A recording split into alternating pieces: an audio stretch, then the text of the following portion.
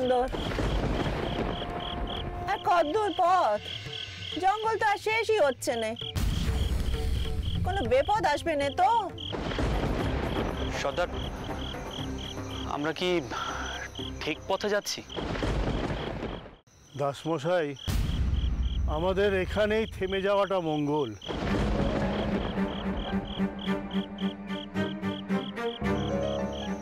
অন্ধকারে পথের কোনো কিছুই তো ঠাউর করা যাচ্ছে না। একটা মানুষজনকেও তো দেখছি না। সর্দার, পালকি নামাও, এখানে তাবু ফেলো, আর বাইকদেরকে সতর্ক থাকতে বলো। এখানে জন্তু জানোয়ার, ডাকাতের দল, ঠ্যাঙ্গারের দল ওত পেতে থাকতে পারে, খুব সাবধান। আগে ছোট কথা, পালকি নামাও, পালকি নামাও, তোমরা সব পালকি নামাও।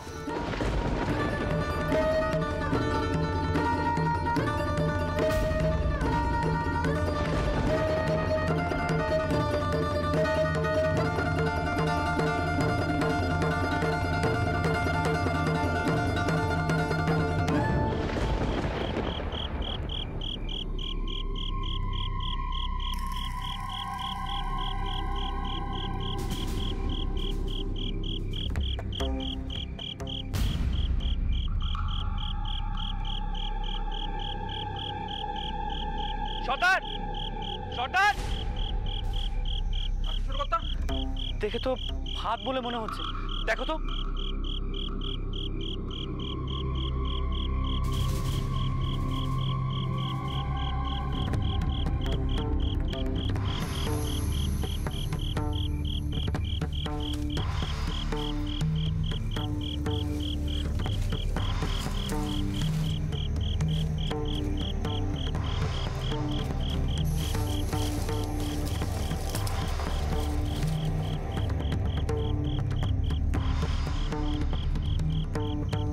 ওটা কি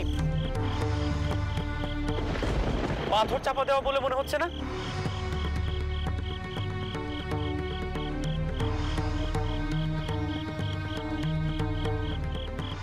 এটা তো একটা সুড়ঙ্গ বলে মনে হচ্ছে।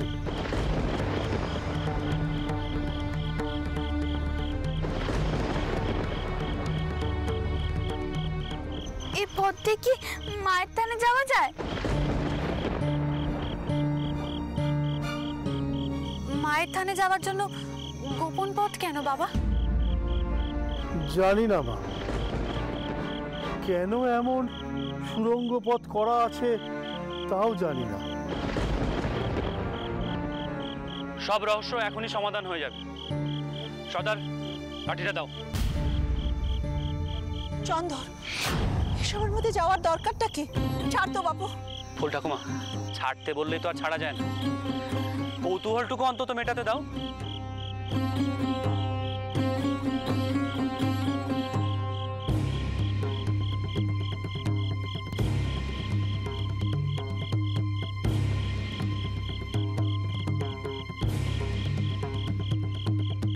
বউ, তুই এমন তাকিয়ে কি দেখছিস? তোরও জানতে ইচ্ছে করছে ওখানে কি আছে? কোনো ধন রতন লোকানো নেই তো? শুনেছি ডাকাতরা নাকি ধন দৌলত সব পুঁতে রাখতো। হ্যাঁ রাখতো, কিন্তু তোরা চুপ কর তো বাপু।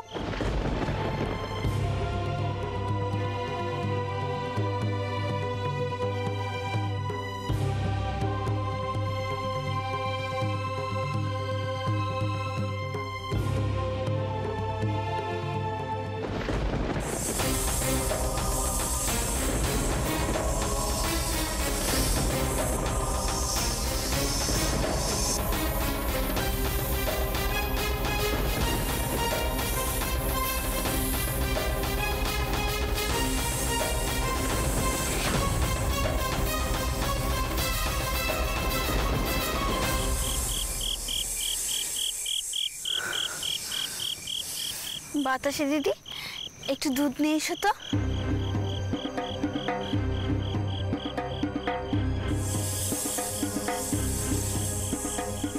চন্দর, তুই উঠে আয়, উঠে আয়।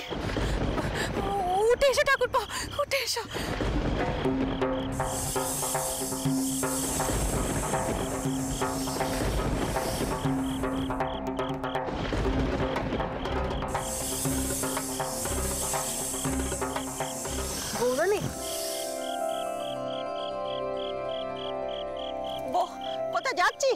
বউ তুই কোথায় যাচ্ছিস? যাস না বউ।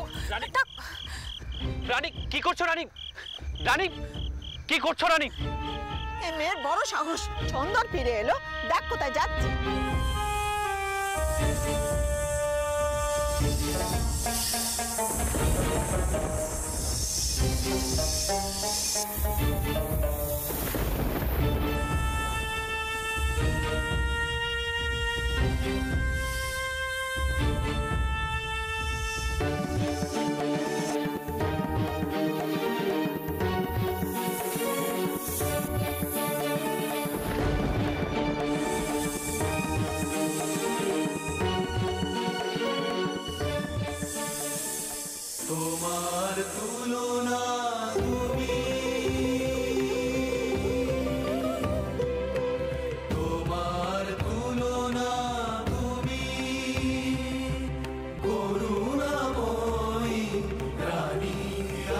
অপরাধ গ্রহণ করো।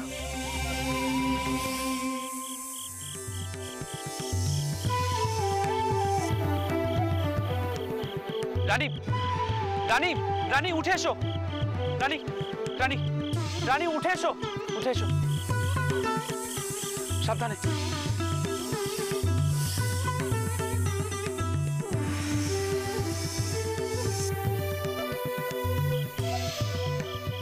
আমাদের আর এখানে থাকা উচিত নয়, চলুন আমরা এখন অন্যত্র যাই।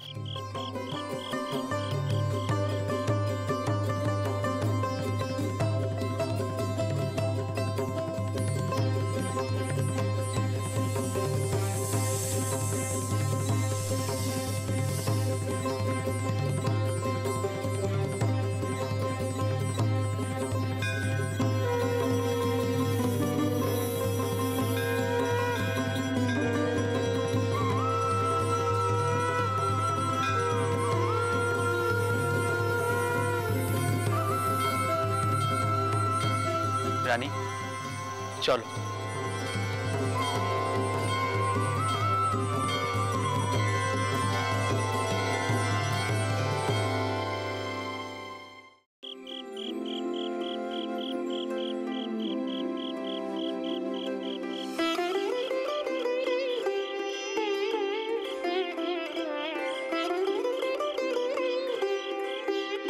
নলহাটিতে মার গলার নলি পড়েছিল। শোনা যায় যে মহামায়ার নাকি দুটি পোষা সাপ ছিল, তাদেরকে অনেকেই দেখেছে। আর ওই শ্বেত সর্প হলো মহামায়ারই রূপ।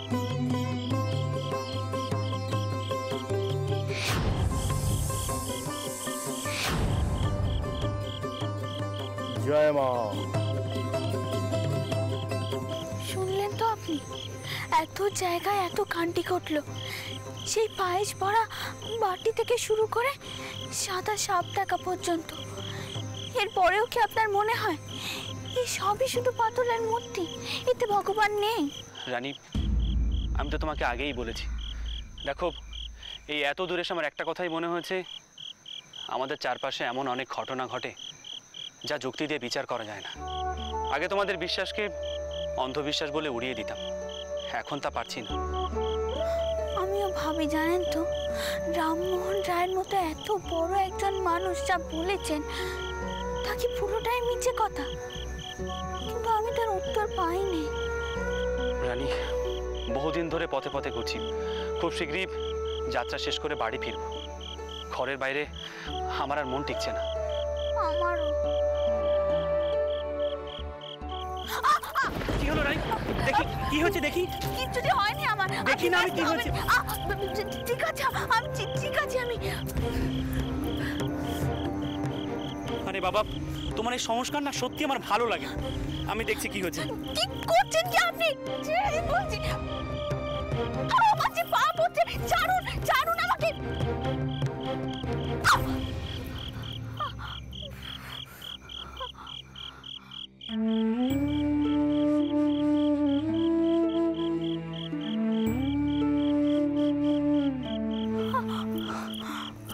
এই দেখো কাটা ফুটেছিল, আমি তোমার জন্য কলকাতা থেকে একজোড়া জুতো কিনেছিলাম, পরতে বলেছিলাম, পরনি।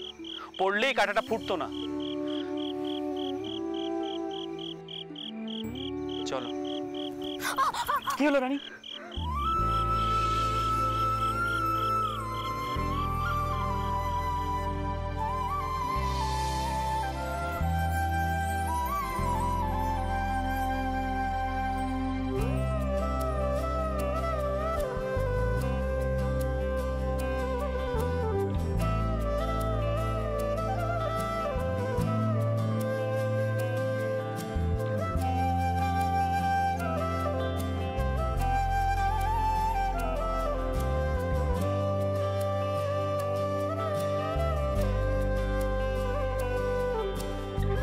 চলো।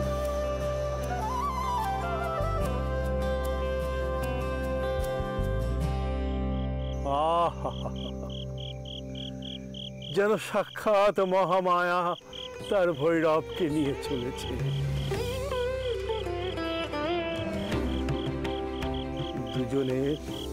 দুজনের প্রতি এই যে টান, তা যেন অটুট থাকে।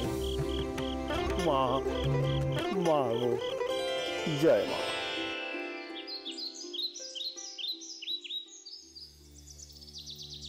কত করে কইলুম চাটুর্য মশাই মেনে নিলেন না।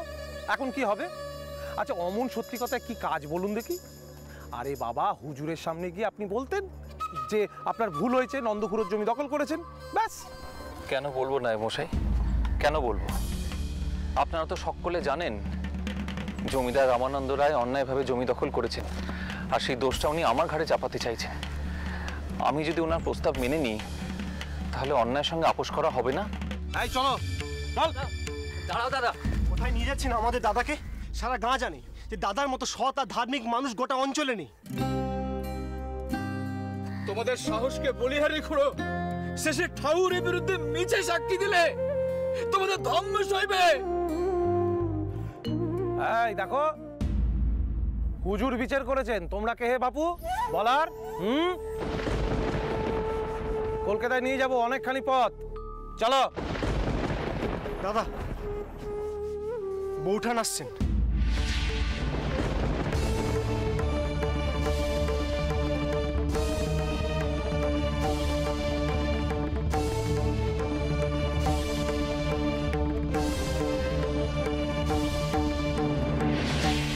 বাবা ক্ষুদিরাম, তুমি আমাকে ক্ষমা করে দিও বাবা। আমি মুখ্য মানুষ, তোমার বিরুদ্ধে আমি কথা বলতে বাধ্য হয়েছি।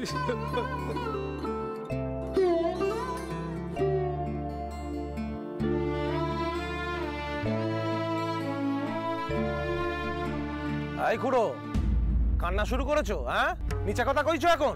আমাকে মাফ করে দেবেন নায়েব মশাই, বড় ভুল হয়ে গেছে।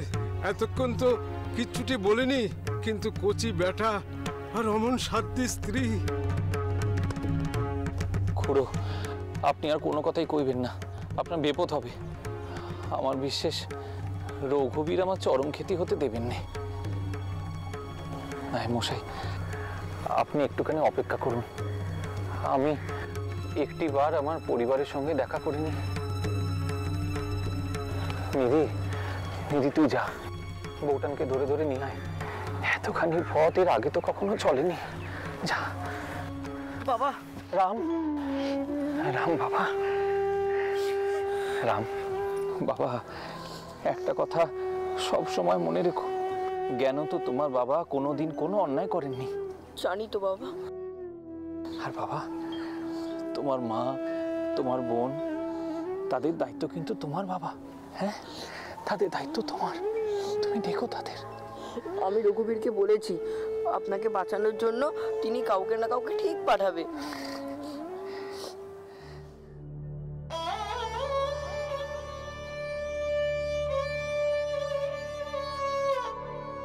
চন্দ্রাবু,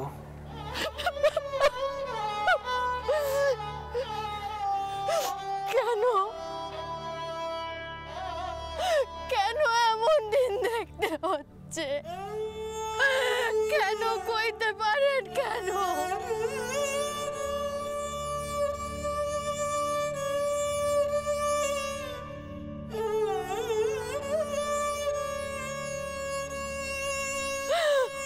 কোনো কালে আপনি রঘুবীরের সেবা না করে মুখে জল দেননি। আমি কোনো কালে রঘুবীরের জন্য ভোগ না রেঁধে কোনো কাজ করিনি।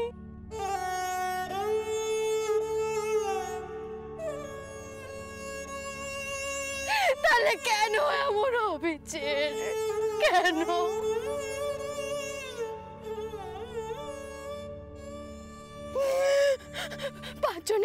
পাঁচজনে কি কইবে?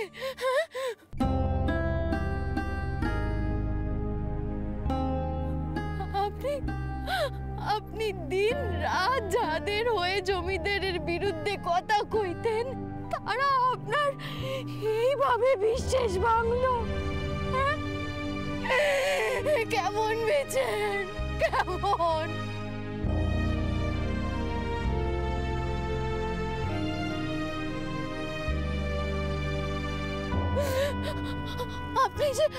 আপনি যে কইতেন রঘুবীর নাকি সব সময় সঠিক পথ দেখান, তাহলে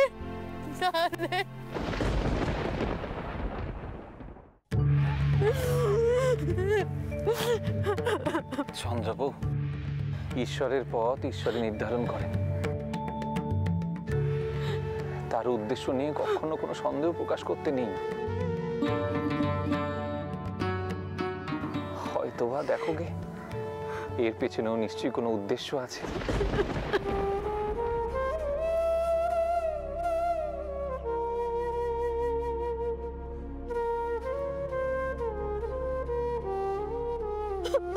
মা কেঁদো নে মা, রঘুবীর তো আছে, তিনি আমাদের ঠিক রক্ষা করবে। দেখো কেন মনে হচ্ছে রঘুবীর আমার ভাইয়ের মতন।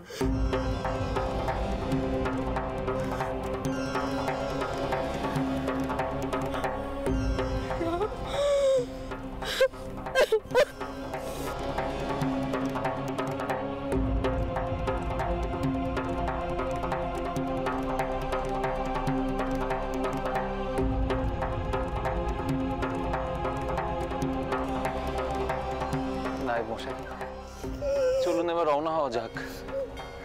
দেখাই যাক কপালে কি আছে। যদি কারাবাস থাকে তাহলে তাই হবে। সবই তো রঘুবীরের ইচ্ছে, সবই রঘুবীরের ইচ্ছে।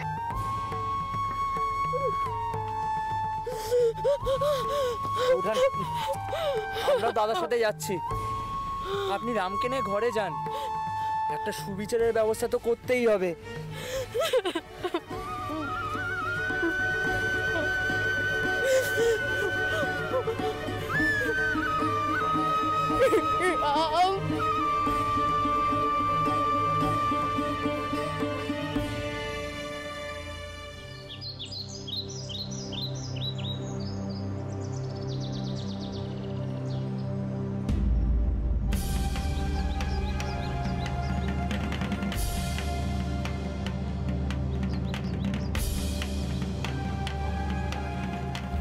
সর্দার, এগিয়ে দেখো তো ওনারা কারা। যে আগে ছোট কথা,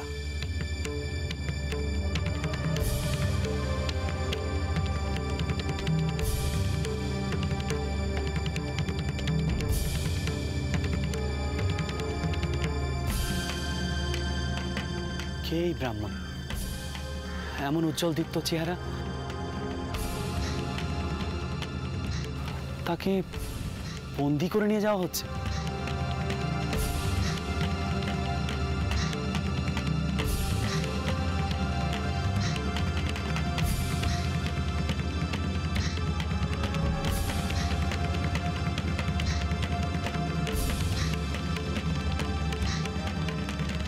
ছোটকর্তা, উনি হলেন দেরে গাঁয়ের ক্ষুদিরাম চাটুর্যে, জমিদার রামানন্দ রায়ের পেজা।